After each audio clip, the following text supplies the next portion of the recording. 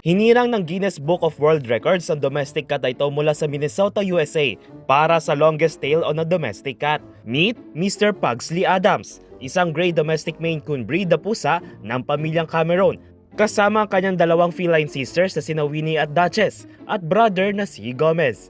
Formal siyang kinilala ng Guinness ng sukatin ng mga veterinarya ng kanyang buntot na aabot lang naman ng 18.5 inches o katumbas ng 46.99 centimeters.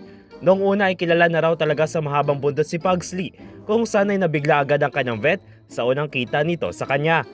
At matapos nga ang 6 na buwan ay hindi na naialis ni Amanda Cameron ang ideyang natatangi ang buntot ni Pugsley. Kung kaya naman ay hinanap nila sa internet kung mayroon bang ini-issue ang Guinness Records para sa longest tail ng isang pusa. At nagulat na lamang sila na mayroong existing record na mula rin sa isang Maine Coon breed na may habang 16 inches. At nalagpasan nito ni Pugsley at tuluyan na ang kilalanin na naturang record-giving body. Samantala ang Maine Coon breed ay kilala sa malaking size nito, pero huwag tayo magpapalinlang dahil kilala rin sila bilang gentle giants dahil sa pagiging sweet fur pets nito.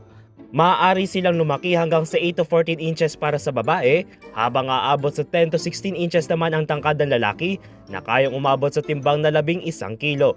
Para sa DZRH TV, ito si Dustin Bayog. Una sa Pilipinas, una sa Pilipino.